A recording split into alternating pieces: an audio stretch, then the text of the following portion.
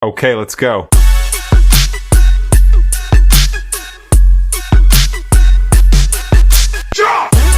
Siddharth is a 27-year-old IT professional who has found himself managing a staggering 70 lakh rupees of crippling family debt.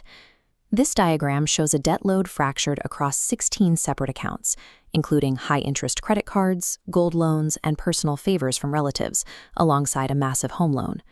The family brings in a combined monthly income of 1.5 lakh rupees, a figure that should theoretically provide stability. However, living expenses and EMIs consume nearly every rupee. An EMI, or equated monthly installment, is a fixed payment amount made to a lender at a specified date each month. Because these payments often only cover the interest, the core principal amounts remain static. To keep up with these payments, Siddharth began taking out new, interest-free loans from friends to cover the monthly obligations on the existing debt. Stopping this erosion of wealth requires an exact audit of where every rupee disappears each month to identify where the family can claw back capital.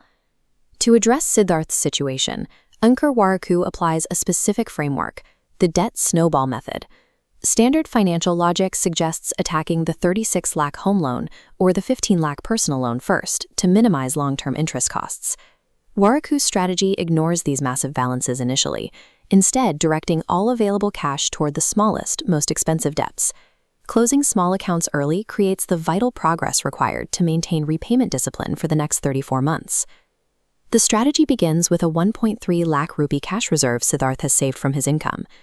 During the month 1 strike, he uses that reserve to settle the high-interest credit card balances that carry interest rates as high as 35%. By month 5, a 10,000 rupee monthly payment toward a temporary investment matures, which locks 10,000 rupees back into the monthly budget. He liquidates the smaller loans from relatives by redirecting this freed 10,000 rupees every month.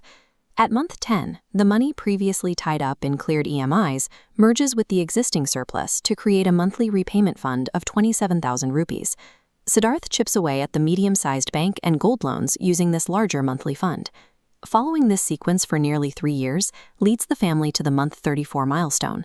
14 of the original 16 loans are now completely removed from the family ledger. With the smaller debts cleared, the family now has a reliable 50,000 rupees in monthly surplus cash. At age 30, Siddharth moves from a strategy of financial survival to one of wealth accumulation. Warikoo recommends a 50-50 split for this 50,000 rupee monthly surplus. 25,000 rupees are allocated to accelerate the principal repayment on the home loan.